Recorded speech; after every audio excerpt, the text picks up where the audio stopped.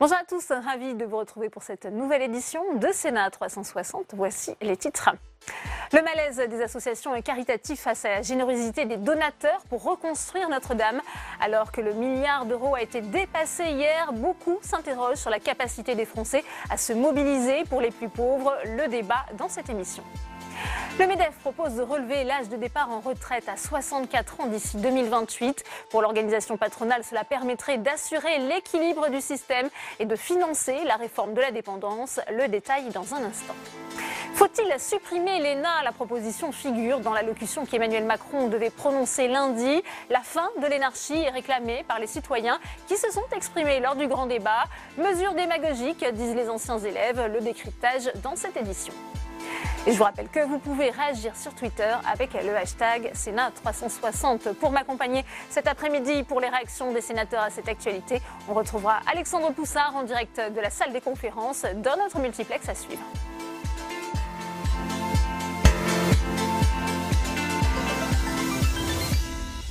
Trois jours après le terrible incendie qui a ravagé une partie de Notre-Dame de Paris, une cérémonie d'hommage aux pompiers qui ont contribué à sauver la cathédrale est organisée en ce moment sur le parvis de l'hôtel de ville à Paris, à quelques centaines de mètres de la cathédrale.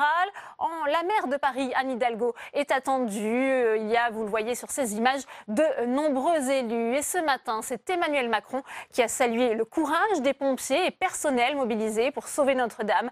Ils ont été exemplaires sous le regard du monde tout entier, a dit le chef de l'État. Cette cérémonie d'hommage rendait hommage à tous ces pompiers, 600 au total, qui ont été mobilisés une quinzaine d'heures lundi soir. Une soixantaine restent d'ailleurs encore au chevet de Notre-Dame pour éviter toute reprise de feu. Les pompiers qui se sont dit émus d'avoir été ainsi honorés à l'Élysée. Écoutez d'ailleurs le porte-parole des pompiers.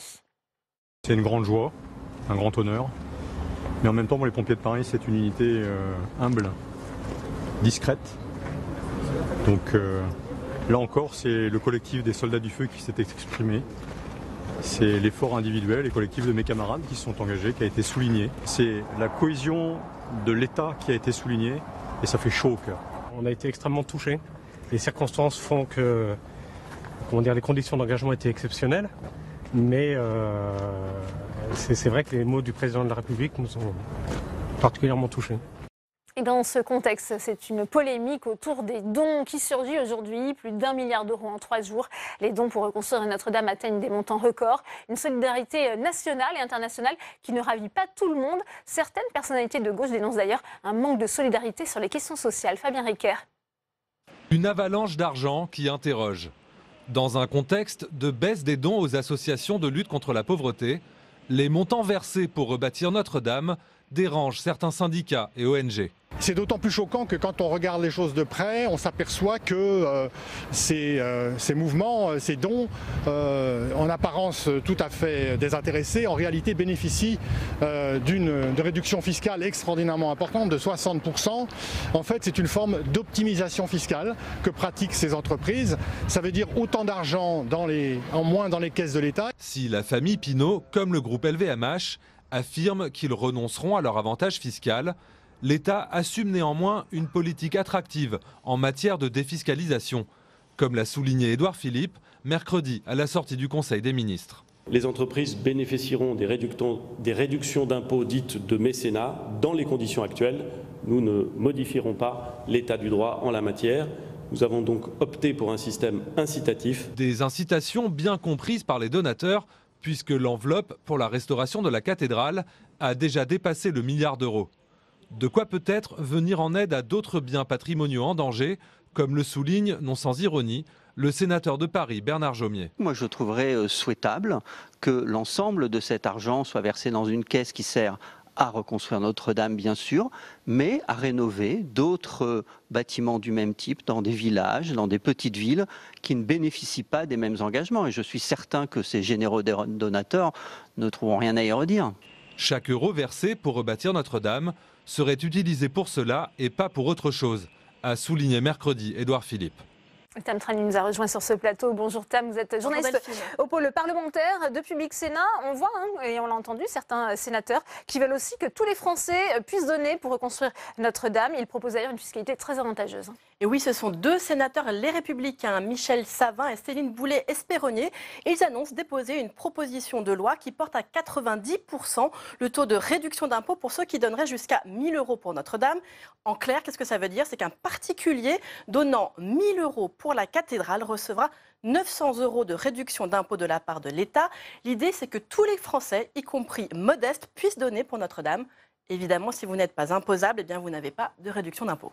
Les sénateurs proposent donc, Tam, une fiscalité bien plus avantageuse que celle qui existe aujourd'hui. Et oui, aujourd'hui, lorsque vous faites un don aux organismes d'intérêt général, qui valorisent par exemple le patrimoine, vous bénéficiez d'une réduction d'impôt de 66% dans la limite de 20% de votre revenu imposable. Donc, si vous donnez 100 €, l'État vous rembourse 66 € sur vos impôts et cela ne vous coûte entre guillemets, au final, que 44 €. Mais pour Notre-Dame, Édouard Philippe a annoncé que l'État ferait un effort. Et oui, le Premier ministre a annoncé une réduction fiscale de 75% pour les particuliers dans la limite de 1 000 € de dons. Donc si un particulier donne 1 000 € pour reconstruire Notre-Dame, il recevra 750 € de l'État en réduction d'impôt et son don lui reviendra à 250 €. Au-delà de ce plafond de 1 000 €, il aura droit à une réduction d'impôt de 66%, c'est-à-dire la réduction classique. Cette réduction de 75% existe d'ailleurs déjà pour certains dons.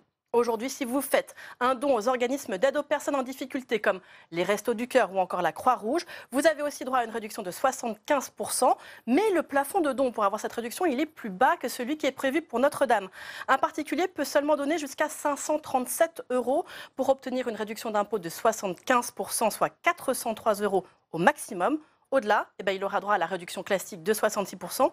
En clair, si vous voulez faire un gros don et avoir une importante réduction d'impôt, il vaut mieux donner à Notre-Dame qu'au Restos du Cœur. Ouais, c'est tout le problème, on y reviendra d'ailleurs dans notre débat. Alors qu'en est-il des entreprises qui donnent aujourd'hui pour reconstruire Notre-Dame, Tam? Ces entreprises qui veulent être mécènes pour la reconstruction de Notre-Dame, elles ont aussi droit à leur réduction d'impôt, une réduction d'impôt de 60%. Si une entreprise donne 1 000 €, elle aura une réduction d'impôt de 600 € avec une limite. À la limite, c'est 5 pour 1000 de son chiffre d'affaires annuel. Notez que si elle donne pour l'acquisition d'un trésor national, elle aura droit à une réduction d'impôt, tenez-vous bien, de 90%. Aujourd'hui, cette disposition elle ne s'applique qu'aux œuvres d'art dans les musées, des tableaux ou encore des archives. L'objectif, c'est que ces trésors nationaux puissent rester en France. Merci beaucoup, Tam, pour vos éclaircissements. Et puis, on vous retrouve à présent Alexandre Poussard depuis la salle des conférences avec le sénateur communiste des Hauts-de-Seine, Pierre Ouzoulias. Oui, Pierre Ouzoulias, est-ce que vous comprenez cette polémique actuelle concernant ce milliard d'euros réunis en 3 jours pour Notre-Dame de Paris, alors que le secteur caritatif manque de moyens ? Bien sûr, je comprends parfaitement l'inquiétude et plus profondément, il y a un vrai souci pour le patrimoine français au-delà de la reconstruction de Notre-Dame. Notre commission de la culture au Sénat a montré qu'il y avait environ 2000 monuments pour lesquels il faudrait engager maintenant des travaux de restauration très urgents. Ça représente une somme de 2,5 milliards d'euros, hein, donc c'est considérable et il ne faudrait pas que l'élan que je salue en faveur de Notre-Dame masque la forêt, c'est-à-dire l'état catastrophique du patrimoine national et du petit patrimoine. Voilà. Alors vous proposez qu'une partie de cet argent récolté pour Notre-Dame de Paris soit finalement utilisé pour le reste du patrimoine ? Mais je crois que c'est pas possible. C'est pas possible. Et ça serait très difficile de détourner les fonds. Mais je pense que l'occasion du sinistre doit être utilisée pour réfléchir à une grande loi sur le patrimoine. Et puis surtout se poser la question fondamentale de avec qui on va restaurer. Aujourd'hui, malheureusement, les métiers d'art sont en grande souffrance. Il manque 150 charpentiers, une centaine de tailleurs de pierre. Donc il faut un sursaut national en faveur de tout notre patrimoine, celui de la cathédrale Notre-Dame, bien sûr, mais plus largement. Et donc ce qu'il serait bien, c'est que le gouvernement lance maintenant cette initiative pour tout le patrimoine français. Alors sur ces grandes entreprises qui font des centaines de millions d'euros d'euros de dons pour Notre-Dame de Paris. Certains les accusent de faire de l'optimisation fiscale. Est-ce que vous êtes d'accord? Il faut que nos auditeurs, nos auditrices comprennent bien que c'est des crédits d'impôt qui sont offerts à ces entreprises. Donc, quelque part, c'est de l'argent en moins pour le budget de l'État. Quand elle donne 100 euros, elle récupère 60. Donc, c'est 60 en moins pour le budget de l'État. C'est en effet un souci. Ce qu'on a besoin surtout aujourd'hui, c'est d'une pérennité du budget, alors du budget de l'État en général et du budget du patrimoine en particulier. Donc les coûts comme ça, où on arrive à drainer des sommes considérables pour un objet, je pense que c'est pas toujours la bonne solution. On a besoin au contraire d'une politique plus réfléchie, structurelle et récurrente surtout. Alors avec la décision du gouvernement finalement d'augmenter la réduction d'impôt pour les petits dons des particuliers en faveur de Notre-Dame à 75% de réduction d'impôt, finalement Tam Tranu l'a dit, il va être plus rentable de donner pour Notre-Dame que de donner au Restos du Cœur. Est-ce que c'est normal? C'est triste. Je discutais avec un prêtre très récemment qui me disait que aujourd'hui la chrétienté, c'est aussi une chrétienté qui est en dehors des églises, des cathédrales, qui est dans la rue et qui se soucie du partage avec les plus pauvres. Donc il ne faudrait pas que cet élan magnifique en faveur de la cathédrale de Notre-Dame fasse oublier ce qui est l'essentiel quand même aujourd'hui de notre humanité, le partage. Et justement, toute cette polémique sur ces dons, est-ce que ça ne va pas casser cet élan de solidarité? Je crois que maintenant les sommes ont été à peu près collectées, parce que vous avez bien compris que ce qui va être décisif, c'est l'apport des grands groupes industriels. Je pense que c'est important que les citoyens et les citoyennes qui ont envie de faire un geste le fassent, mais l'essentiel est garanti. Non, il faudrait une réflexion plus large sur le problème du financement du patrimoine et du financement des œuvres aussi. Vous parliez du secours populaire, oui, des Restos du Cœur. Il faut se soucier en effet de leurs moyens d'existence. Très bien. Merci beaucoup Pierre Ouzoulias de nous avoir apporté votre réaction.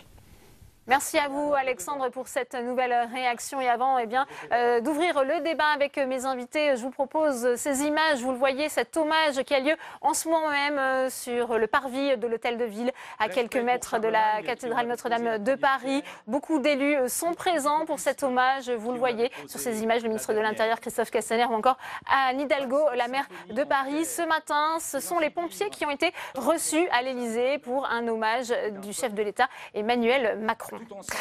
On va donc parler aujourd'hui de cette polémique qui surgit autour des dons dans notre débat tout de suite.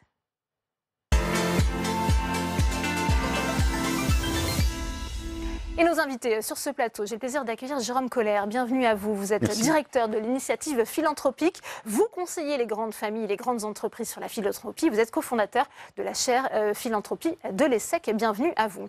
Nicolas Duvaux est également sur ce plateau. Bonjour, professeur de sociologie à Paris 8 et directeur de la publication Philanthropy and Social Science Programme. Bienvenue à vous. François Montel est également sur ce plateau. Vous êtes délégué départemental de Paris pour la Fondation du patrimoine. Elle fait partie, cette fondation, un des 4 fondations qui ont été labellisées par le ministre de la Culture, Franck Riester, pour recevoir les dons. Je le disais, il y a aujourd'hui cette polémique qui surgit autour des généreux donateurs. Je vous cite un tweet de l'essayiste Olivier Pourriol. Victor Hugo remercie tous les généreux donateurs prêts à sauver Notre-Dame, mais il leur propose aussi de faire la même chose pour les misérables. On voit bien qu'avec l'ampleur des dons, il y a ces interrogations, ces questions justement sur cette générosité des Français. Qu'est-ce que ça vous inspire, cette polémique ? Écoutez, moi je ne souhaite pas du tout prendre position sur cette polémique. La Fondation du patrimoine s'adresse à tout le monde, quels que soient ses moyens. Donc on n'a pas lieu de prendre position, si vous voulez, sur le bien fondé de cette polémique. Moi, je préfère. Mais comment vous expliquez cet afflux de dons? Il est assez incroyable en 3 jours. C'est le monument qui suscite un attachement extraordinaire. Enfin, je veux dire qu'on a été confronté à un afflux de dons de toute origine, de tout montant. Y compris des dons de l'étranger d'ailleurs, on a eu des dons d'Europe, etc., même des États-Unis, c'est tout à fait étonnant, c'est le monument qui suscite... Car on sait que les travaux de restauration, il y avait eu une prospection, notamment à l'étranger, on avait du mal, le recteur avait du mal à rassembler de tels montants pour lancer les travaux. C'est sûr, quand il y a un drame de cette ampleur, la mobilisation se fait beaucoup plus facilement que quand le monument était parfaitement en état, visiblement en état, quoi. Même si effectivement il y avait des traces d'usure et qu'il était temps de le rénover.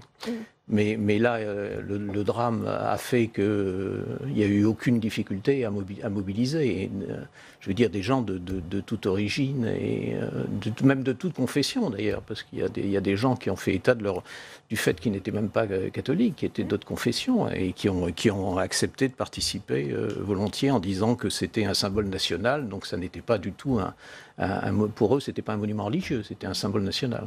Nicolas Duvaux, on sait que très vite, il y a eu beaucoup d'argent, des grandes fortunes françaises, 100 millions pour la famille Pinault, 200 pour la famille Arnault, 200 pour la famille Bettencourt. Comment réagissez-vous justement ? Il y a deux éléments à prendre en compte et qui expliquent en partie pourquoi ces dons ont suscité ces réactions et ces polémiques.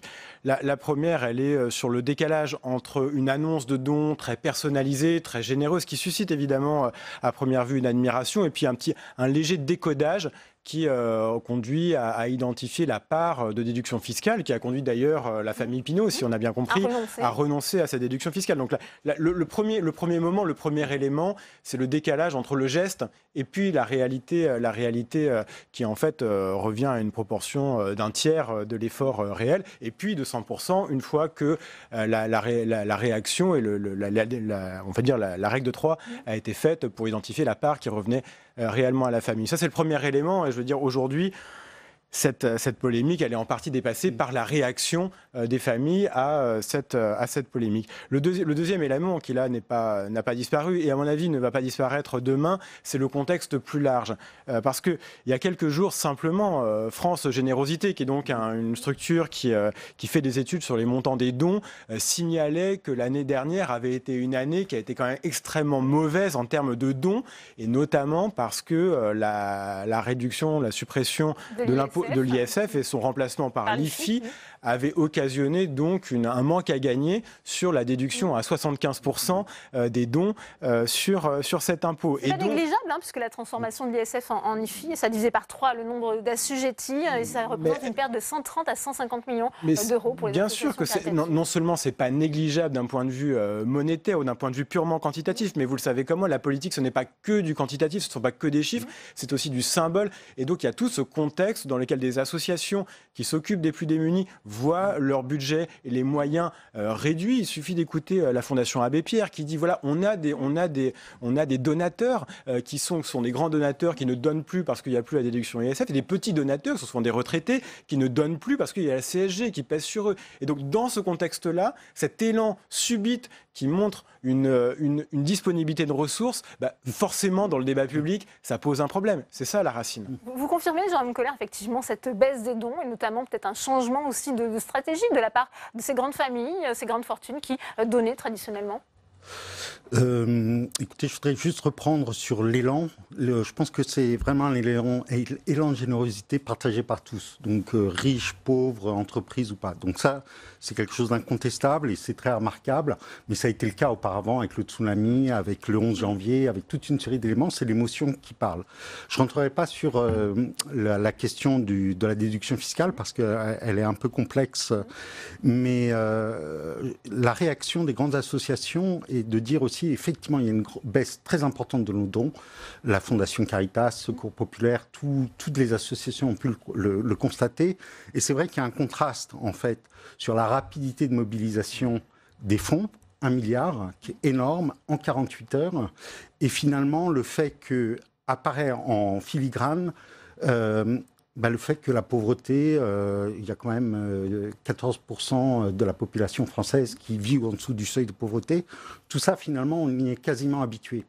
Et je pense que le contraste est très fort entre la mobilisation, qui est tout à fait légitime pour un élément du patrimoine comme ça, et le fait que finalement, sur des causes qui sont peut-être plus humaines, qui nous touchent normalement plus directement, on n'est pas la même mobilisation au jour le jour. Pour répondre à votre question sur les grandes fortunes, Les grandes fortunes et les moins grandes fortunes interviennent de manière beaucoup plus discrète. Et elles continuent à aider, que ce soit la Fondation du patrimoine ou d'autres fondations, secours.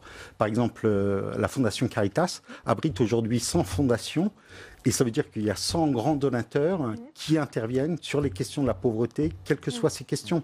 Vous parliez de manière discrète. Pourquoi là, elles ont voulu le faire savoir, justement, ces grandes familles? Quelles donner rapidement pour la reconstruction de Notre-Dame? C'est aussi le prestige de l'endroit. Il y a aussi comme un aspect communication, publicité, notoriété. C'est peut-être pas après.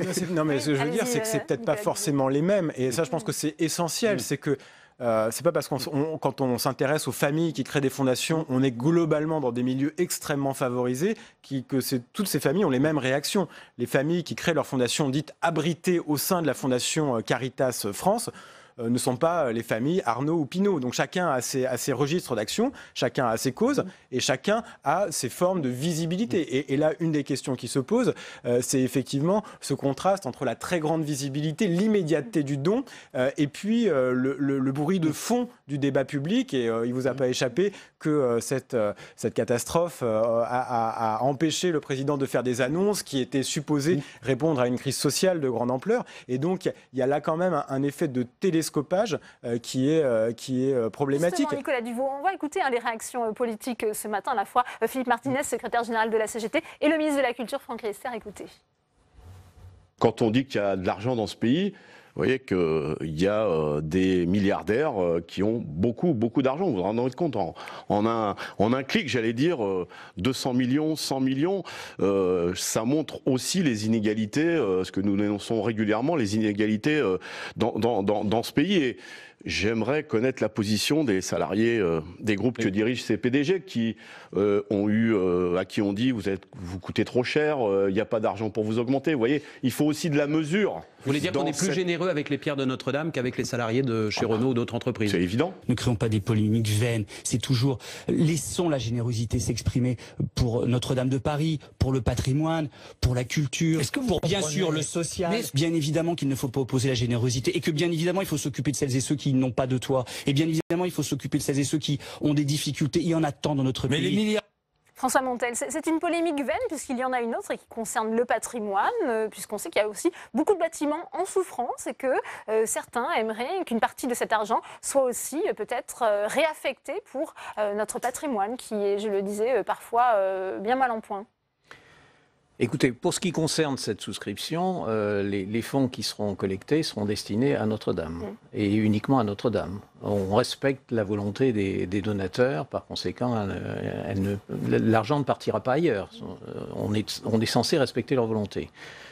Qu'il n'y ait pas suffisamment de fonds pour restaurer le patrimoine, on en a un exemple, puisque la Fondation a été précisément créée pour aider à restaurer un type de patrimoine auquel personne ne s'intéressait. Et c'était à l'époque le patrimoine rural non protégé, c'est-à-dire les chapelles, les moulins, les croix de chemin, les lavoirs, les choses comme ça. Personne ne s'intéressait à ce type de patrimoine et donc c'est pour ça que la Fondation a été créée. Ensuite, on est passé du patrimoine rural au patrimoine urbain et on est passé de ce qui était non protégé à ce qui est protégé. Donc, effectivement, il n'y a jamais assez de fonds. Mais je crois que l'aspect mobilisation, quand même, de populaire me paraît très, très intéressante. C'est l'affaire de tout le monde, le patrimoine. Je veux dire, la restauration de l'église du village, c'est pas l'affaire de Pinault ou d'Arnaud. C'est l'affaire, à première vue, d'abord, des habitants du village. Oui. C'est admirable de voir comment se fait la mobilisation. On voit que l'État n'a plus d'argent pour notre patrimoine. On a lancé à travers ce loto aussi du patrimoine. Moi, je suis confronté, j'ai affaire à des grandes collectivités du type la mairie de Paris, par exemple. Et quand on voit l'importance du patrimoine de la mairie de Paris, je veux dire, on comprend qu'il y ait des difficultés à financer ces restaurations. Surtout qu'en général, c'est par vague. Par exemple, les églises de Paris, notamment les églises du 19e, ont des problèmes tout en même temps, quoi, pour des problèmes de malfaçon. Et effectivement, les budgets sont absolument colossaux. Mais à cette occasion-là, on a vu une mobilisation non seulement de la ville, non seulement des fondations comme la nôtre, mais on a vu aussi l'archevêché. Je veux dire, tous les partenaires possibles et imaginables se sont groupés pour aider à sauver ces églises de Paris. Et je pense qu'on va y arriver. Il faudra un peu de temps, mais on va y arriver. Donc c'est l'affaire de tous. Oui, si on essaie de dépasser la polémique, et voilà, on voit bien les oppositions, votre image l'a montré, ce qui apparaît dans cet événement, c'est que en fait, l'argent privé et l'État agissent de concert. Parce qu'en réalité, quand un don est fait, c'est ça la polémique qui est apparue, quand un don est fait à cette occasion-là, mais dans toutes les autres circonstances de l'activité philanthropique, eh bien, en réalité, il y a une initiative privée qui est soutenue par les pouvoirs publics. Et donc, c'est pas que l'État manque de moyens. Là, on a une mauvaise vision de la chose. C'est que l'État agit de manière indirecte à travers du soutien à des initiatives privées. Et donc, c'est beaucoup plus complexe si on considère que la réalité, c'est une initiative partagée entre l'État et des acteurs privés à travers des déductions fiscales. Ça, c'est la première chose. Et si on vient sur la question de l'histoire de la préservation de Notre-Dame en particulier, mais d'autres institutions culturelles françaises, le château de Versailles, le musée du Louvre, ce qui est très intéressant, c'est de voir que cette hybridation entre l'argent privé et l'argent public, entre les acteurs privés et les acteurs publics, est aussi une affaire transnationale. C'est aussi une affaire qui concerne les Français et des mécènes étrangers. Et Anne Monnier a mené des travaux remarquables sur les amis américains des institutions comme Notre-Dame, comme le château de Versailles, comme le Louvre. Et donc, ça fait très longtemps que les pouvoirs publics français organisent des collectes auprès de mécènes privés en France ou à l'étranger. Donc, en fait, cet événement, la catastrophe et l'émotion qu'elle suscite, comme le tsunami en avait suscité une autre il y a quelques années, en fait, nous révèle des phénomènes de longue portée dans notre société. Et Jérôme Collère, on voit que le phénomène risque d'être accentué avec des nouvelles dispositions fiscales annoncées hier. Ça sera dans un projet de loi spécifique à Notre-Dame. 75% de réduction fiscale, c'est ce qu'annonce le Premier ministre. On sait que certains sénateurs veulent d'ailleurs aller plus loin en proposant quasiment 90%. Si on va jusqu'à 90%, et je reprends ce que disait Nicolas, c'est que... en fait, ça revient à faire une avance de trésorerie. Oui, parce que on a l'impôt fléché, on déduit 90%, vous donnez 100 millions, bon, vous donnez quand même 10 millions, mais vous déduisez 90. Donc je pense qu'il y a quand même une question à se poser, c'est effectivement,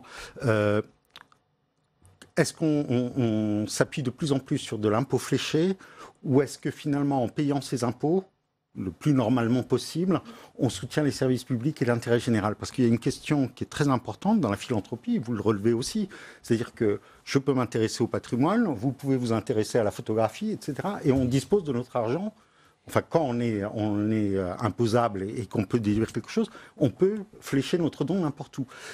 La question de l'intérêt général est forte et c'est pour ça qu'un certain nombre d'associations disent mais quand même n'oublions pas les causes entre guillemets fondamentales que sont la grande pauvreté, par exemple la santé mentale est très peu soutenue, donc on a ce genre de choses. Et aux États-Unis aujourd'hui la polémique est très très forte autour des très grands donateurs et sur le rôle de la philanthropie par rapport à la démocratie. Ouais. Parce que on en vient à ce que nous expliquait notre chroniqueur Tam Trani, il vaut mieux faire un don à Notre-Dame qu'au Resto du Cœur, alors qu'il s'agit d'un gros don. Je voudrais rebondir là-dessus, parce que ce que dit Jérôme Collère est fondamental. C'est-à-dire qu'on a parfois dans les réactions politiques de ceux qui s'insurgent, qu'on puisse discuter les dons des grandes familles. Je crois que la critique, elle est inhérente à la démocratie, et donc c'est sain, finalement. Il y a l'idée, aux États-Unis, au moins, on apprécie que les riches mettent de l'argent sur la table. Mais comme vous venez de le souligner, aux États-Unis même, il y a des critiques très fortes sur les effets dans la société, dans la démocratie, de ce type de dons. Ça veut pas dire qu'ils ne sont pas bons, ça veut dire qu'il est légitime d'exercer une vigilance démocratique sur la manière dont cet argent est utilisé. Après, la vraie question, elle est là, c'est-à-dire la vraie question, c'est dans quelle mesure ce partage des rôles entre public et privé ne va pas occasionner un transfert de ressources vers des causes qui sont privilégiées par les catégories les plus fortunées. Et ça, c'est vraiment, je pense, la question. Et est-ce que l'État a son mot à dire? Est-ce que l'État a un rôle d'orientation? Est-ce que l'État a un rôle qui est plus incitatif, plus directif? Avec ces annonces fiscales, vous avez la réponse. On va continuer ce débat. Mais avant cela, on retourne à la salle des conférences pour une nouvelle réaction avec vous, Alexandre Poussard, avec la sénatrice socialiste qui représente les Français de l'étranger, l'ancienne ministre Hélène Conway-Mouret. Hélène Conway-Mouret, des centaines de millions d'euros débloqués en 24 heures par des grands groupes pour reconstruire la cathédrale Notre-Dame de Paris, alors que ce n'est pas le cas pour d'autres sujets. Est-ce que cela vous choque ? Alors, sur le fond, non, parce que je crois que le mécénat a toujours existé, notamment pour soutenir des artistes. Et là, dans le cas présent, nous avons besoin de reconstruire un de nos joyaux nationaux. Et donc, il y a une mobilisation qui ne me choque pas, non. Mais alors, il y a d'autres sujets, la lutte contre la pauvreté, qui n'ont pas tous ces dons qui affluent en 24 heures, et il y a peut-être des priorités. D'où la polémique. Moi, je regrette cette polémique à un moment où on devrait se trouver dans une unité nationale, internationale. Enfin, au nombre de messages que j'ai pu recevoir par SMS ou par email, on voit qu'il y a eu un élan de solidarité au niveau mondial. Je crois que tout le monde a été choqué, quel que soit son culte, mais a été choqué par ce qui s'est passé, de voir en effet cette cathédrale partir en flammes. Et donc aujourd'hui, on devrait se retrouver, et ce n'est pas le cas. Il y a une grande polémique justement parce que il y a dans notre pays un climat social qui est délétère. Nous avons une grande partie de la population qui a un mal fou à joindre les deux bouts, qui n'arrive pas au-delà du 15 du mois à finir son mois correctement, et qui réalise bien qu'en quelques heures, nous sommes capables de mobiliser des centaines de millions d'euros. Et donc, ils sont choqués en se disant, mais si certains sont capables de le faire pour cette cause qui est une bonne cause, pourquoi ne le font-ils pas de façon plus récurrente pour nous, pour essayer justement d'adresser cette misère et cette pauvreté que nous subissons aujourd'hui en France. Donc il y a une vraie question. Absolument, il y a une vraie question. Donc je comprends la polémique, je la regrette, et je me dis que peut-être on pourrait apaiser cette polémique si les donateurs, qui sont quand même assez nombreux avec des sommes assez colossales, pouvaient montrer que, de fait, ils sont dans une générosité totale, complète, et qu'ils suivent l'exemple de M. Pinault en disant « Eh bien, je fais ce don, mais je ne souhaite pas qu'il soit défiscalisé », parce que la défiscalisation signifie tout simplement que, de fait, c'est l'État qui paye la majorité de cet argent qui a été officiellement donné. Au final, c'est l'État qui paye. Alors, pour vous, les grands groupes donateurs qui ne renonceront pas à leur déduction fiscale font de l'optimisation fiscale ? De fait, oui, ils en font. Peut-être que dans un premier temps, l'élan était un vrai élan de générosité en se disant qu'ils allaient participer, en effet, au niveau national, à la reconstruction de Notre-Dame. Et puis, peut-être que dans un deuxième temps, en effet, les questions économiques ont pu... enfin, j'espère que ce n'était pas, en tout cas, l'élan principal et premier pour eux, parce que sinon, ça serait détestable. Est-ce que vous êtes favorable à la mesure du gouvernement d'augmenter les déductions d'impôts, notamment pour les petits dons de particuliers en dessous de 1 000 €, déduction de 75%? Oui, enfin ça va dans le bon sens de se dire que, en effet, ceux qui n'ont pas grand-chose et qui quand même souhaitent participer peuvent le faire à hauteur de leurs moyens. Et cela voudrait dire aussi que dans le même temps, on pourrait en effet pour les gros dons, se dire que cela ne soit pas défiscalisé. Très bien. Merci beaucoup Hélène Conway-Mouret d'avoir répondu à mes questions. Vous, Alexandre. Jérôme Collère, c'est de l'optimisation fiscale quand on fait un don, notamment quand les dons sont très importants. Ce n'est pas dénué d'arrière-pensée, c'est ce que nous dit Hélène Conway-Mouret. Dans optimisation fiscale apparaît, disons, la notion de est-ce que c'est légal ou pas. Il faut savoir que déduire ses dons, c'est tout à fait légal, c'est une règle des impôts. Donc, si on veut critiquer, en quelque sorte, il faut critiquer un cran au-dessus, c'est-à-dire est-ce qu'on devait accorder ou pas 75%, 66%, 90% pour un trésor national. Les entreprises, mais ne serait-ce que pour justifier dans leur compte qu'elles donnent 100 millions, elles doivent bien l'attribuer quelque part. Ce n'est pas des ressources humaines, ce n'est pas de la recherche et développement, c'est du mécénat. Donc ça existe. C'est une façon de justifier des dépenses. François Montel, au contraire, tous les moyens sont bons pour justement obtenir des dons. On en aura besoin pour reconstruire cette cathédrale ? Tous les moyens sont bons, donc je ne dirais pas ça, mais je pense que de toute façon, il faut déclencher le geste de générosité. Donc le fait d'offrir à tout le monde, à tous les donateurs des possibilités de déduction fiscale, accompagne le geste. Et c'est disons, la part de l'État. Mais il n'en reste pas moins qu'il y a quand même une générosité au départ qui est pas contestable. Hein. Je veux dire, admettons qu'on supprime ces déductions fiscales, ça se traduirait par des dons en moins. Une partie des dons disparaîtrait. Donc, quid du financement des organismes comme le nôtre, quid de ce type d'action ? Elle serait forcément handicapée. Hein. Je peux Allez-y, Jean dire Colère. un petit mot.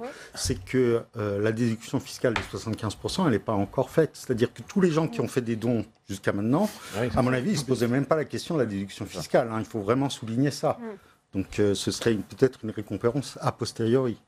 Encore une fois, il y a 3 choses qu'il ne faut pas confondre. Le geste de don, les sciences sociales l'ont montré depuis presque un siècle, c'est un geste qui donne du pouvoir. Donc c'est normal que dans une société démocratique, tout geste qui donne du pouvoir fasse l'objet de la vigilance et de la critique de l'ensemble des membres de la collectivité. Première chose. Après, là où je pense qu'il y a une confusion à ne pas faire, c'est entre le geste de don d'un côté, la part que l'État en prend en charge à travers des déductions fiscales qui sont adoptées de manière démocratique par le Parlement. Et ça, c'est évidemment l'effet ou le produit du débat démocratique. Et puis une troisième question, un troisième niveau d'analyse, qui est en fait, je pense, ce qui choque au fond dans ce qui se passe depuis 48 heures, c'est un révélateur des niveaux de concentration de la richesse au sommet de la société, parce que si de telles sommes d'argent sont disponibles immédiatement, ça veut dire que notre société, depuis 30 ou 40 ans, évolue dans une direction qui va concentrer les ressources patrimoniales et de revenus dans un nombre de mains réduite. Et donc, quelque part, le geste de don n'est qu'un reflet secondaire de ce problème ou de cette question majeure qui doit être débattue démocratiquement, qui est celle de la distribution des richesses. C'est une véritable stratégie aussi maintenant de la part de ces grandes fortunes, de ces grandes entreprises. Chacune a sa fondation. Oui. C'est-à-dire la philanthropie, c'est un investissement de communication, c'est un investissement d'implication dans la société, de retour sur la société. Je crois qu'on a une mauvaise image quand on réfléchit sur les inégalités. On a parfois l'impression, et c'est alimenté par des travaux solides, de dire les riches font sécession. Ils sortent de la société, ils se débrouillent par eux-mêmes et ils laissent les autres se débrouiller. Mais en réalité, ce que nous dit la philanthropie et la multiplication des actions de mécénat, c'est tout autre chose. C'est-à-dire c'est que la concentration des ressources, elle va occasionner la capacité pour certains groupes d'influer sur la société, d'agir dans et sur la société. Et ça, c'est quelque chose qui doit être discuté. C'est tout à fait sain qu'on en parle. Je voudrais juste distinguer deux choses. Les entreprises font du mécénat. Les particuliers ou les familles font de la philanthropie. Philanthropie, ça veut dire aimer l'homme. Le mécénat, c'est une action tout à fait légitime, reconnaissante, mais c'est une action de l'entreprise. Il ne faut pas confondre les deux. Et par contre, c'est vrai que c'est révélateur d'une partie de la richesse. Toutes les études sur la philanthropie au niveau mondial montrent 2 choses. Le nombre de milliardaires explose. Et au-delà du nombre de milliardaires, leur niveau de fortune explose. On va arriver, la plus grande fortune, dans les 3 ans, elle sera à 1 000 milliards de dollars. C'est des choses qui sont invraisemblables. Enfin, invraisemblables au sens, c'est des chiffres qu'on ne peut même pas comprendre.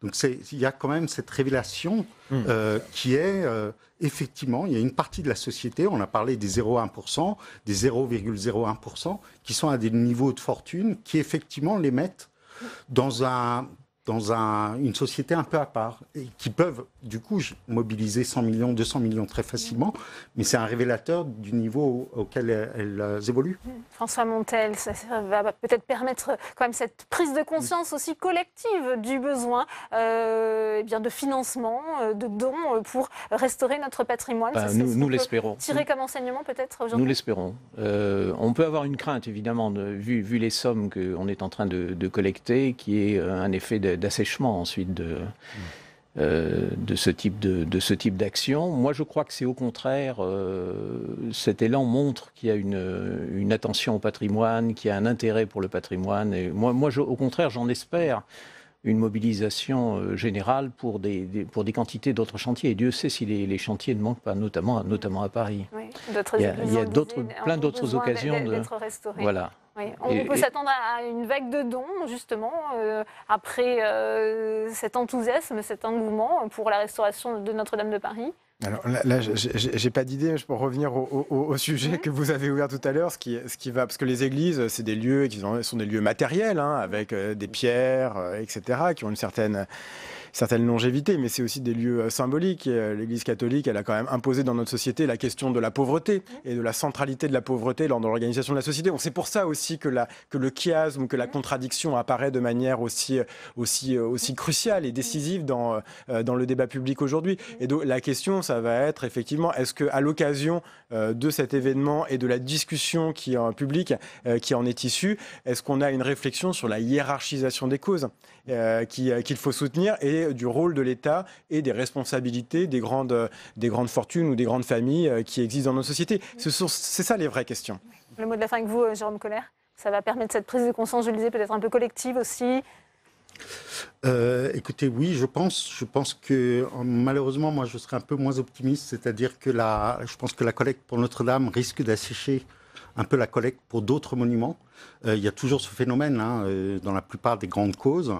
Voilà, moi, je conclurai là-dessus. Et ce qui est important, c'est vraiment aussi, effectivement, de voir quelles sont aujourd'hui les faiblesses de notre société, comme les faiblesses qu'a pu connaître Notre-Dame dans ce feu, et voir comment on peut les résoudre, que ce soit l'État, que ce soit les particuliers, que ce soit les philanthropes. Bien, merci. Merci à vous, Jérôme Collère. Je sais que votre festival de photographie Circulation commence d'ailleurs aujourd'hui. Oui, merci à vous. Nicolas Duvoux, merci. Merci François Montel. Et je précise que nous avions invité Henriette Steinberg, secrétaire générale du Secours populaire. Malheureusement, elle n'a pas pu venir. Elle est coincée dans les embouteillages. On va retourner justement sur le parvis de l'Hôtel de Ville. Vous voyez cette cérémonie d'hommage continue, hommage aux pompiers, mais aussi en soutien à cette cathédrale qui a été en partie incendiée, dévastée lundi soir. Là, c'est Christophe Castaner, le ministre de l'Intérieur, qui s'exprime. Il y a quelques instants, Anne Hidalgo, la maire de Paris, a également pris la parole. Je vous propose de l'écouter. Je ressens, comme vous, de la tristesse, mais aussi de la reconnaissance. De la tristesse de ne plus pouvoir entendre aujourd'hui l'âme de Paris résonner dans les artères du grand orgue de Notre-Dame. Notre-Dame qui veillait du haut de sa flèche à l'unité de notre ville et qui, de son carillon, reconnaissable entre tous, donnait le la des réjouissances collectives, dictait le recueillement des chagrins partagés. De la reconnaissance aussi, de la reconnaissance aux pompiers, cher général Gallet. Vous avez sauvé au risque de périr, vous avez sauvé une part de nous-mêmes. Ce sera le prochain chantier du gouvernement, la réforme des retraites, en plein débat. Le patronat présente ses propositions. Pour le MEDEF, il faut impérativement relever l'âge légal de départ de 62 ans à 64 ans. De quoi nourrir la réflexion du chef de l'État qui cherche, vous le savez, des pistes pour financer la dépendance. Jonathan Dupriez. Pour le MEDEF, il y a urgence. Il faut réformer en profondeur un système de retraite à bout de souffle. Et pour ce faire, l'organisation patronale émet plusieurs pistes. D'abord, relever l'âge légal de départ à la retraite de 62 à 64 ans sur 8 ans dès 2020, à raison d'un trimestre par an. Une mesure justifiée par l'accroissement de l'espérance de vie. Il faut que le départ effectif, l'âge de liquidation de la retraite, en régime normal, soit de 64 ans. Après, il y a deux manières de le faire. Soit on change l'âge légal, qui est de dire la vérité aux Français, soit on met une décote sur les points, ou la valeur du point, mais là c'est finalement faire travailler les Français plus longtemps sans leur dire. Une critique directement adressée au haut-commissaire chargé de la réforme des retraites, accusé de mentir par omission. Car Jean-Paul Delevoye s'est engagé devant les partenaires sociaux à ne pas toucher à l'âge légal de départ à la retraite, une solution qui n'est pas viable pour le MEDEF. Je crois qu'il y a des choses qu'on rend plus transparentes que d'autres, et effectivement, partir à 62 ans, c'est partir avec une retraite qui tiendra compte d'un âge insuffisant pour équilibrer les régimes. Pour le MEDEF, repousser l'âge de départ à la retraite à 64 ans permet surtout d'engranger plus de cotisations et contributions sociales. Un bénéfice net de 17 milliards d'euros d'ici à 8 ans pour financer la dépendance. L'organisation patronale se rendra à l'ultime réunion de concertation avec Jean-Paul Delevoye mi-mai. De son côté, le syndicat FO a annoncé qu'il quittait les négociations. Voilà pour ce sujet avec Flora Sauvage. Dans le reste de l'actualité aujourd'hui, le service national universel sur les rails. Promesse de campagne d'Emmanuel Macron pour renforcer la cohésion nationale et promouvoir l'engagement de la jeunesse. Il devrait être lancé à partir de la mi-juin. Les uniformes ont été dévoilés. Quentin Calmy. Ils sont au nombre de 13 et viennent de différents départements en France. Aujourd'hui, au ministère de l'Éducation nationale et de la jeunesse, ils étaient les ambassadeurs du service national universel.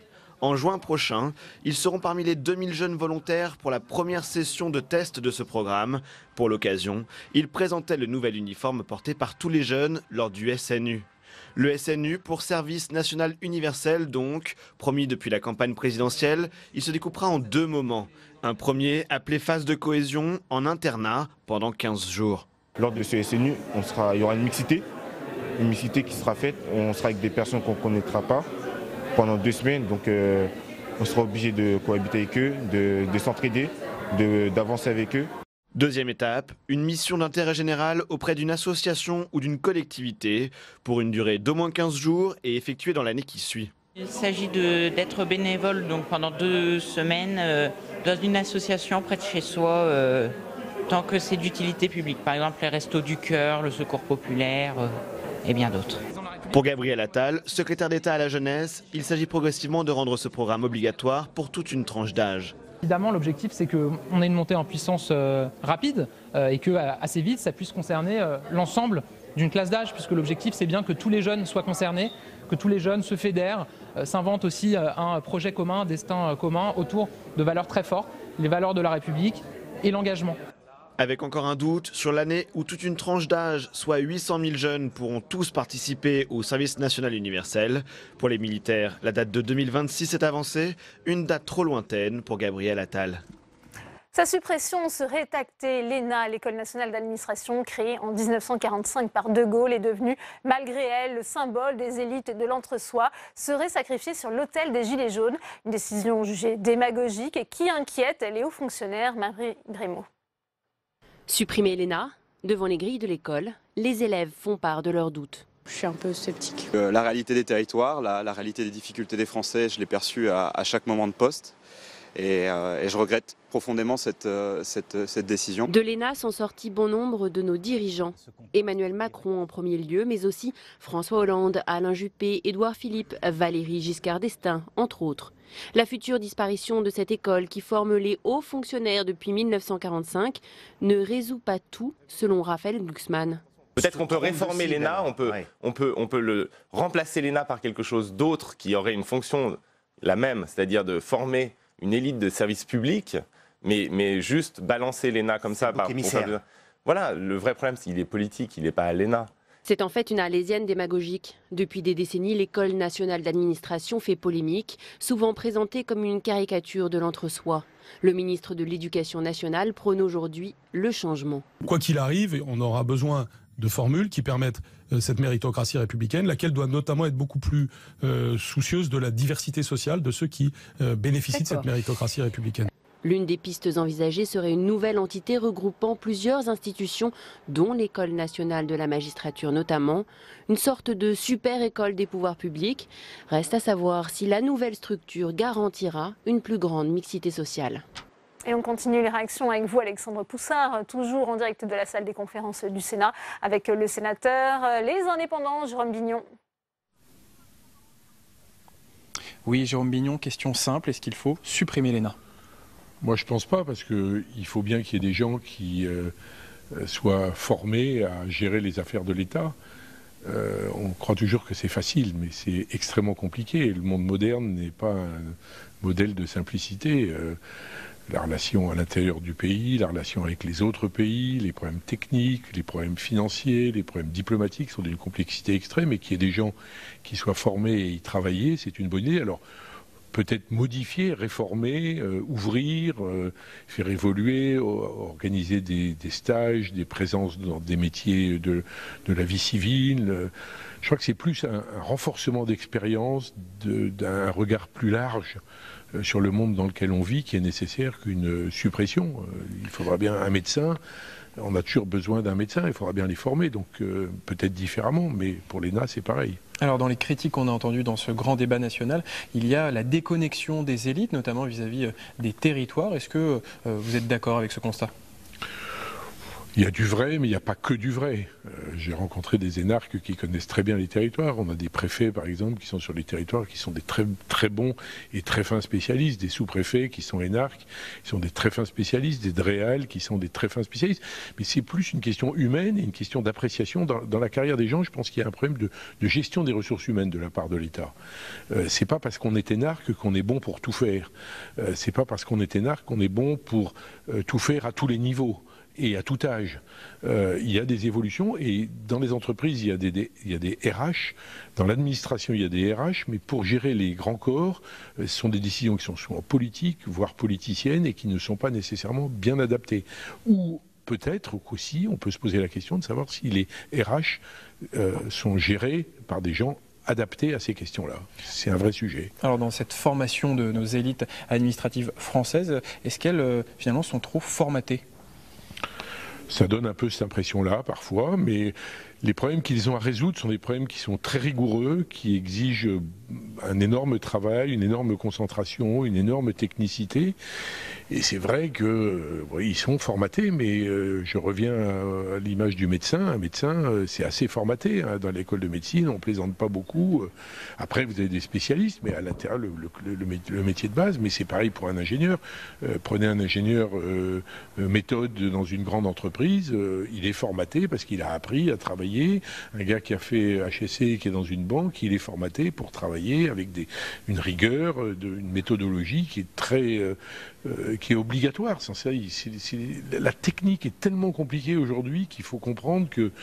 Alors, après, il y a un problème de dimension humaine. Moi, je crois beaucoup à la capacité à donner à l'ensemble de nos administrateurs une richesse humaine, peut-être avec des expériences davantage tournées vers des ONG, des organisations sociales, peut-être travailler dans les hôpitaux, travailler dans des endroits où on a un contact avec les hommes.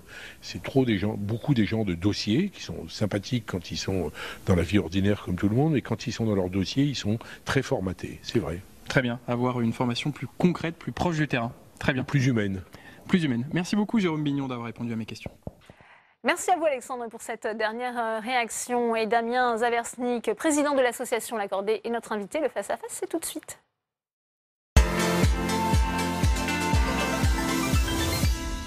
Bonjour Damien Zaversnik, vous êtes le président de l'Accordé. C'est une association qui a été créée pour la diversité sociale dans le secteur public et elle regroupe cette association les anciens de la pré-PENA, égalité des chances. Bienvenue à vous. Est-ce que vous pensez que l'ENA va servir de bouc émissaire ? Alors, c'est en tout cas ce qui ressort de l'actualité et de cette crise sociale des Gilets jaunes à l'issue de ce grand débat. En réalité, aujourd'hui, si on regarde les choses avec un peu plus de distance, il est évident que l'ENA incarne une forme d'aristocratie républicaine qui a tendance à beaucoup reproduire les inégalités sociales. Il ne suffit pas d'être un grand sociologue pour pouvoir le constater, même si un certain nombre de chiffres... malgré les tentatives qui ont été faites pour ouvrir justement cette école, et notamment à travers, on le disait, cette prépa, par exemple, sur l'égalité des chances. Tout à fait. En réalité, il y a eu, il y a 10 ans, une volonté d'avoir un dispositif qui s'appelle donc les classes préparatoires égalité des chances, qui avait pour but de préparer des candidats à la haute fonction publique avec un accompagnement renforcé, issu de milieux modestes. Le constat qu'on peut porter aujourd'hui, c'est que ces classes ont un bilan qui est positif, parce que les personnes qui ont eu la chance d'avoir cet accompagnement ont intégré la fonction publique dans une grande diversité de concours, de catégories A, qui sont devenus des cadres de l'administration, alors qu'ils avaient un vrai parcours d'ascension sociale à réaliser. Mais il est vrai que l'ENA, en particulier, reste un concours de très haut niveau qui reste inaccessible à un grand nombre de candidats issus de la diversité sociale, pour reprendre cette expression. Parce qu'on a vu la direction actuelle de l'ENA qui se défend, qui publie ces chiffres. Il y a dans la promotion actuelle 26% d'élèves boursiers, 14% de petits-enfants d'ouvriers, 9% de petits-enfants d'agriculteurs, etc. Ça peine à convaincre, ces arguments ? Ça peine à convaincre, dans le sens où tout le monde aura bien noté le mot « les petits-enfants ». À partir de quand on peut considérer que la diversité sociale est réellement constatée ou qu'elle ne l'est pas ? En réalité, ce qu'on peut dire, c'est qu'aujourd'hui, on a un vrai problème sur la haute fonction publique et sur la fonction publique tout court. C'est à quoi doit servir la fonction publique ? Quelles sont les missions qu'on donne aux agents du service public ? Quel est le projet de société que les agents du service public doivent mettre en œuvre ? On n'a pas de réponse sur ce côté-là. Et ce qui est intéressant de constater dans cette période, c'est que d'un côté, on a une potentielle annonce d'une suppression de l'ENA au titre de l'ouverture sociale des administrations, et de l'autre côté, vous avez un projet de loi qui arrive bientôt en discussion au Parlement, qui s'appelle le projet de loi fonction publique, où il n'y a pas un seul mot, une seule ligne sur ce sujet. Et donc on voit qu'il y a une forme peut-être d'hésitation ou du moins de contradiction qu'il nous faut lever, avec probablement ce qu'il nous faut d'abord, une grande réforme de la fonction publique, avec une vraie ouverture sociale de toute la fonction publique et pas simplement de l'ENA. On a vu des réactions, notamment de l'opposition, qui juge cette mesure démagogique. Macron lui-même énarque qui veut supprimer l'ENA. Beaucoup jugent cette mesure populiste finalement. En réalité, sur ces sujets-là qui sont compliqués, demain on peut très bien supprimer l'ENA en ne changeant pas grand-chose derrière. C'est la fameuse phrase « tout changer pour que rien ne change ». Nous, ce qu'on dit au sein de l'association, et où on a des gens de toute la fonction publique avec des parcours d'ascension sociale à tous les niveaux. Donc, on a connu ces dispositifs d'égalité des chances, on connaît la réalité de l'administration. Ce qu'on pense, c'est que d'une part, il faut distinguer. Quel est l'objectif ? D'amener des gens dans la haute fonction publique et dans la fonction publique. À ce moment-là, il faut se poser la question de comment on rend accessible, on rend attractifs ces métiers du secteur public qui sont dévalorisés dans une grande partie des territoires de France et en particulier dans les catégories populaires, et la formation des hauts fonctionnaires, la formation des agents du service public. Ce sont deux sujets différents. On a une proposition très simple. Plutôt que de vouloir tout supprimer d'un coup, nous on propose une première affectation d'utilité sociale pour tout cadre issus d'une école de service public, d'être au contact direct des publics défavorisés pour déjà sortir de ce côté hors sol qu'on reproche à la haute fonction publique aujourd'hui. C'est une mesure très concrète qu'on peut mettre en œuvre à très court terme sans avoir besoin d'avoir un grand débat institutionnel. Alors Emmanuel Macron voudrait peut-être justement supprimer d'autres écoles. On parle de l'INET, de l'école de la magistrature, les mines, les ponts, et pour peut-être regrouper toutes ces entités dans une nouvelle structure, vous y seriez favorable ? Aujourd'hui, on a un sujet dans la fonction publique qui est d'unifier les différents versants. Vous avez la fonction publique territoriale, hospitalière, de l'État.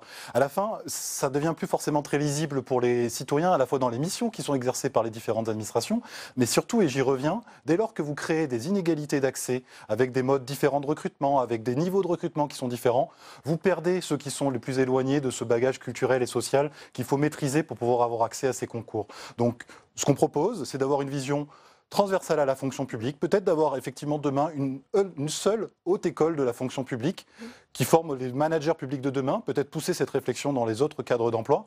Mais en tout cas, on a besoin d'avoir cette vision-là. Ça ne changera pas le problème, peut-être, si l'ENA est finalement remplacée par une autre structure. On ne peut pas reproduire les élites, mais on reproduit le problème. Le diable peut être dans les détails. C'est pour ça qu'il faut vraiment s'atteler à la question de la formation. Comment on forme les managers à recruter demain, aussi à intégrer des personnes avec des profils différents. Aujourd'hui, que ce soit l'ENA ou d'autres concours de la fonction publique, on est dans une logique méritocratique, certes, mais qui donne un poids considérable et très particulier à la France, aux diplômes, aux codes sociaux. Est-ce que vous avez fait le bon stage? Est-ce que vous avez fait le bonne école? Est-ce que vous venez du bon territoire souvent? Et ça, on ne peut plus se permettre aujourd'hui dans la fonction publique de perdre un certain nombre de talents avec cette logique d'exclusion, parce qu'on n'est pas capable d'avoir cette vision-là managériale. C'est ça le vrai sujet. Ça marche encore la méritocratie en France, selon vous? Si on regarde en réalité les chiffres, elle a tendance à stagner, voire à reculer. On a eu un phénomène depuis les années 70 de massification scolaire, ce qui a permis dans un premier temps d'avoir une certaine diversité sociale qui a accédé à des grandes responsabilités. Aujourd'hui, cette diversité sociale, elle a tendance à reculer. Quand on regarde les études, par exemple, de M. Rouban sur l'École nationale d'administration, on se rend compte que sur les 10 dernières années, le taux de cadre à l'École nationale d'administration n'a jamais été aussi élevé depuis sa création au lendemain de la Seconde Guerre mondiale. Donc, il faut vraiment qu'on prenne la mesure aujourd'hui que les catégories ouvriers, employés, c'est 50% de la population active. Et ne pas prendre ce sujet comme un sujet accessoire en disant on va réformer une école plutôt qu'une autre ou d'avoir un autre dispositif d'accès, c'est un projet de responsabilité sociale pour les administrations qu'il faut entreprendre aujourd'hui. Ce n'est pas une idée neuve, supprimer l'ENA, c'était par exemple dans le programme de François Bayrou, candidat à la présidentielle de 2007. Bruno Le Maire, candidat à la primaire de la droite aussi, voulait une nouvelle école d'application pour les fonctionnaires les plus méritants. Est-ce que vous pensez justement que cette mesure, ça va faire évoluer justement cet accès et cette représentation des hauts fonctionnaires, cette élite peut-être injustement aussi stigmatisée par cette crise des Gilets jaunes? Alors l'intérêt qu'on peut constater, c'est effectivement que ça met le projecteur sur un sujet qu'on a souvent mis un petit peu sous le tapis, donc c'est vraiment l'intérêt.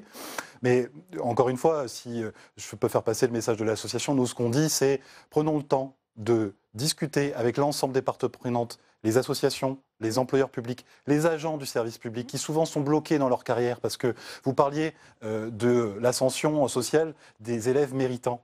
Mais qu'est-ce que ça veut dire aujourd'hui quand vous avez des gens qui viennent effectivement de catégories populaires, qui arrivent à un niveau qui n'est pas un niveau de haut fonctionnaire dans l'administration, qui n'ont pas de dispositif pour être accompagnés dans la carrière, qui ont un vrai problème de pouvoir d'achat et qui du coup s'autocensurent pour avoir accès à ces responsabilités, en particulier les femmes qui restent dans la fonction publique dans une situation qui est très défavorisée par rapport aux hommes. Il faut prendre l'intégralité de ces problèmes, sinon on ne changera rien et on aura supprimé l'ENA sans avoir réglé le fond du problème. Eh bien, merci à vous, Damien Zaversnik, d'être venu sur le plateau de Public Sénat. C'est la fin de cette édition. Merci à vous de l'avoir suivi. Prochain rendez-vous de l'information politique et parlementaire. On va plus loin, présenté par Rebecca Fitoussi. Très bonne suite des programmes sur Public Sénat.